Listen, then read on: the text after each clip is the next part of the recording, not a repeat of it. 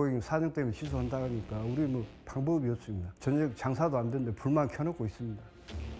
가면 갈수록 힘들어요. 상인들 얼굴로 활력도 많이 좀 없어졌어요. 국민들한테 또 우리가 좀 정책적으로든지 뭐든 좀 안정적인 가시면은 더 안 좋겠나 그런 생각.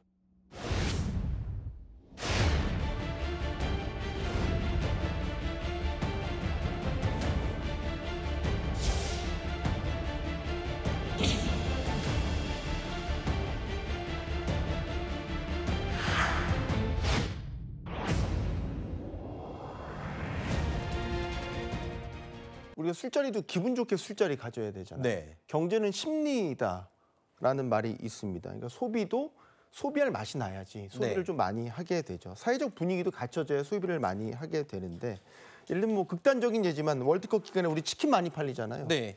동네 호프집 손님들로 북적이잖아요. 올해 1분기 어떻게 술집과 숙박업 이런 것들이 유독 매출 부진이 심했다.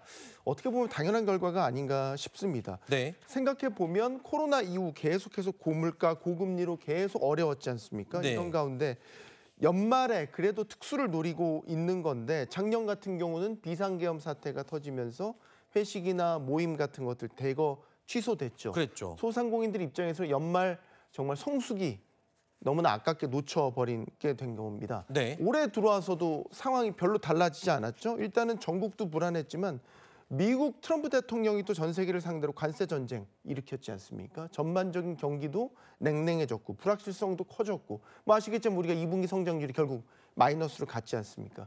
뭐 이런 사회적 분위기에서 소비를 열심히 하자 잘하자 이렇게 얘기하는 게 무슨 소용이 네. 있겠습니까? 소비는 냉랭해질 수밖에 없었고 그래서 이런 술집이라든지 뭐 숙박, 여행, 서비스업 이런 부분들의 매출이 직격탄을 맞을 수밖에 없었다 이렇게 보여집니다. 그 자존심 센 샤넬도 매출이 뭐 몇십 프로가 줄었다고요? 네. 일단은 영업이익 같은 경우는 1년 전보다 10억 달러 이상 감소했고요.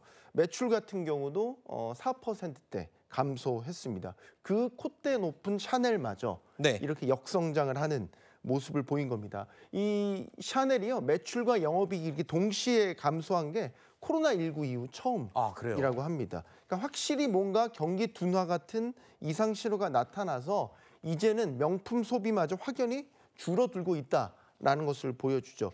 직접적인 물론 실적 둔화의 원인은 있습니다. 샤넬 매출의 절반이 아시아 시장에서 나옵니다. 아, 그래요? 우리나라도 한 몫을 하죠. 네. 그런데 이제 가장 큰 시장 중국 아니겠습니까? 그렇죠. 중국이 경기가 어려워지니까 중국 사람들이 이런 샤넬 같은 명품 소비를 줄이기 시작했다. 그래서 실적에 또 타격이 입기 시작했다라고 얘기할 수 있는 거고요. 이렇게 명품 소비가 꺾였다는 거는 사실 경제적으로 봤을 때 시사하는 바가 상당히 크다라고 보여집니다. 네. 우리가 이제 코로나19를 기점으로 봤었을 때 고물가, 그러니까 즉 인플레이션이 수년간 전 세계를 덮쳤지 않습니까? 네. 여러 군데서 문제가 났지만 샤넬 같은 사실 명품 소비는 끄떡 없었거든요. 네.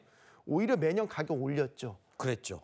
이런 가격을 올리는 마케팅을 강행할 정도로 강한 자신감을 가지고 있었는데 이제 믿었던 아시아 시장마저 매출과 수익이 동시에 하락한다. 네. 우리가 인플레이션의 흐름들을 보면 인플레이션 왜 발생하냐? 수요가 너무 많으니까 인플레이션, 고물가가 발생을 하는 거잖아요. 근데 이제 이 인플레이션이 계속 되다 보면 결국 소비가 꺾이게 되고 이에 따라서 경기도 둔화가 되는데 최근에 새롭게 나타나는 양상은 이 과정에서 소비도 양극화된다라는 거거든요. 네. 돈 있는 사람만 더 쓰고. 그렇죠.